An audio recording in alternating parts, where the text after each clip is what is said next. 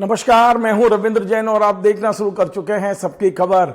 इंदौर संसदीय क्षेत्र में आज शाम को प्रचार थम गया, लेकिन इंदौर से एक बड़ी खबर यह निकल कर आ रही है कि कांग्रेस से गद्दारी करने वाले अक्षय बम इस समय आम जनता से डरे हुए हैं और यही कारण है कि अब जिला प्रशासन ने उनके घर की सुरक्षा बढ़ा दी है। लेकिन दूसरी खबर यह भी निकल कर आ रही है कि जब जिला न्यायालय ने अक्षय बम और उनके पिता कांति बम के खिलाफ गिरफ्तारी वारंट जारी कर दिया है, तब आरोपी के घर पर पुलिस क्यों तैनात की गई है? उन्हें गिरफ्तार करके कोर्ट में पेश क्यों नहीं किया जा रहा है? उन्हें कोर्ट जो भी करना चाहे उनको रिहा करे या जेल भेजे।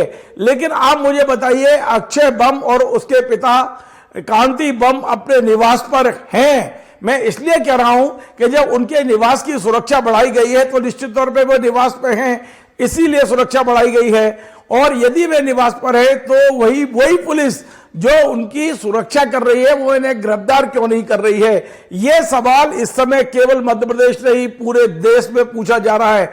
चुनाव आयोग पर उंगली उठ रही है, जिला निर्वाचन जो अधिकारी हैं, जो कलेक्टर इंदौर है, उन पर उंगली उठ रही है, पूरे पुलिस कमिश्नर प्रणाली पे उंगली उठ रही है कि अक्षय बम को गिरफ्तार क्यों नहीं किया जा रहा है।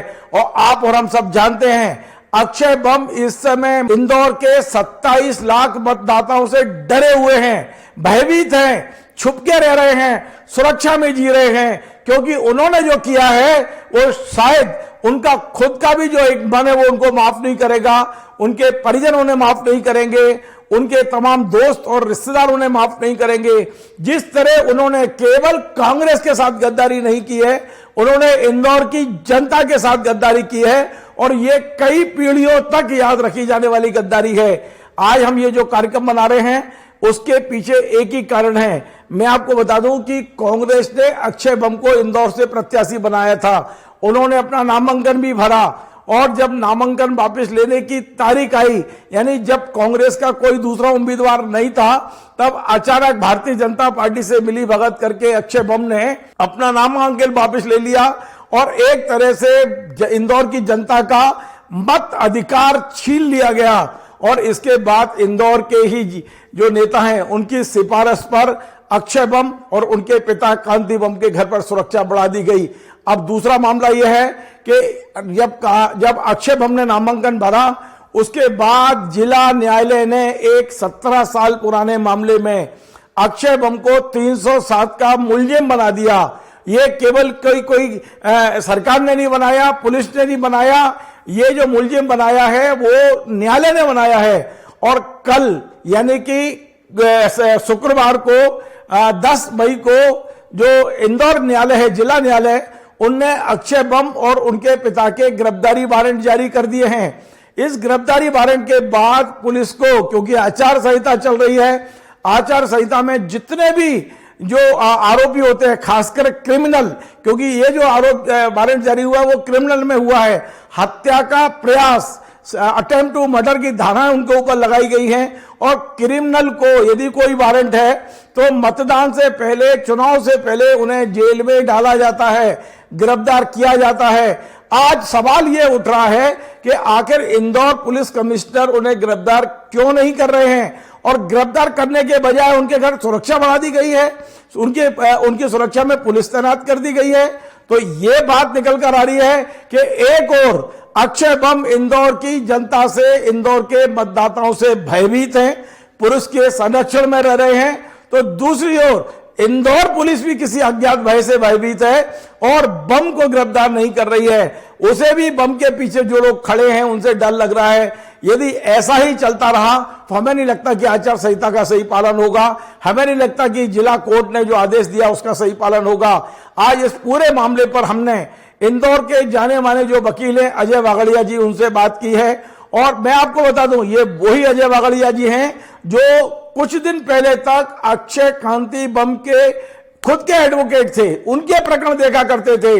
लेकिन जिस तरह से उन्होंने कांग्रेस के साथ गद्दारी की है, उसके बाद अजय वागड़िया जी इनके मामले में खड़े होने से इनकार कर दिया, इनके साथ खड़े होने से इनकार कर दिया। कुछ देर पहले अजय वागड़िया जी ने हमें जो वीडियो के जरिए बताया है, मैं सुनवाता हूं कि आखिर जिला प्रशासन कौन सी गलती कर रहा है। सबकी खबर के रविंद्र भाई ने मुझसे एक सवाल पूछा है कि अक्षय बम और कांतीलाल बम के गिरफ्तारी वारंट जारी होने के बाद न्यायालय द्वारा इनके घर के बाहर 2 पुलिस वाले तैनात हैं, तो इसकी कानूनी स्थिति क्या बनेगी। रविंद्र भाई, उसका जवाब सीधा सीधा ये है कि अगर 2 घर पे पुलिस वाले बैठे हैं तो शायद इसलिए बैठे हैं कि जनता से इनकी सुरक्षा की जाए, क्योंकि इन्होंने चुनाव के ठीक होने के पहले अपनी राजनीतिक दल में परिवर्तन करा है। अब सवाल ये उठता है कि अगर आपके घर के बाहर पुलिस वाले बैठे हैं और आप घर के अंदर हैं, तो वही पुलिस वाले आपको गिरफ्तारी वारंट जारी करने के बाद गिरफ्तार क्यों नहीं करते, क्योंकि गिरफ्तारी वारंट आचार संहिता में जारी किया गया है। आप कॉमनली जिसको कहा जाता है वारंटी की डेफिनेशन में आते हैं, तो वारंटी की गिरफ्तारी आवश्यक है। और अगर आप घर पर नहीं हैं तो फिर बाहर पुलिस वाले किसकी सुरक्षा के लिए बैठे हैं? अगर आप है ही नहीं तो किसकी सुरक्षा घर पे की जा रही है?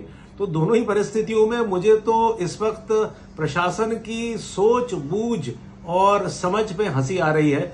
समझना मुश्किल है कि प्रशासन क्या चाहता है, लेकिन आज की स्थिति में गिरफ्तारी वारंट जारी है, पुलिस वाले इनके घर के बाहर बैठे हैं, इनकी गिरफ्तारी हुई नहीं है और ये आज भी कानून के शिकंजे से भागे हुए हैं। ये मेरा जवाब है। तो आपने सुना, अजय बागड़िया जी सीनियर वहां वकील है, काफी वरिष्ठ वकील है, और उनका यह कहना है कि जिस तरह प्रशासन कर रहा है ये सीधा सीधा आचार संहिता का उल्लंघन है। खबर तो यही बनती है कि इंदौर के मतदाताओं से अक्षय बम भयभीत हैं, लेकिन अक्षय बम और उनके साथ खड़े हुए लोगों से ऐसा लगता है कि इंदौर पुलिस भयभीत है, उन्हें गिरफ्तार क्यों नहीं कर रही है।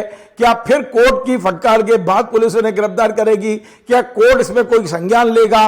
ये तमाम सारी चीजें अब हम नजर रखेंगे पूरी घटनाक्रम पर। अब आज चुनाव प्रचार थम गया है, परसों वोटिंग होनी है। क्या उन्हें जानबूझकर पुलिस उन्हें मौका दे रही है कि भाई हाईकोर्ट चले जाएं और वहां से अपनी जमानत करा लें? ये सब चीजों पर हमारी नजर है, लेकिन फिलहाल ये जो पुलिस को जो करना चाहिए, जिला निर्वाचन अधिकारी को जो करना चाहिए, वो करते हुए नहीं दिख रहे हैं। किसी अदृश्य शक्ति के हाथ खेलते हुए जरूर दिखाई दे रहे हैं। आपको हमारा ये कार्यक्रम पसंद आए तो आप इसे शेयर करें, लाइक करें, कमेंट करें, और आपसे बार बार निवेदन है हमारे इस चैनल को सब्सक्राइब अवश्य करें। धन्यवाद।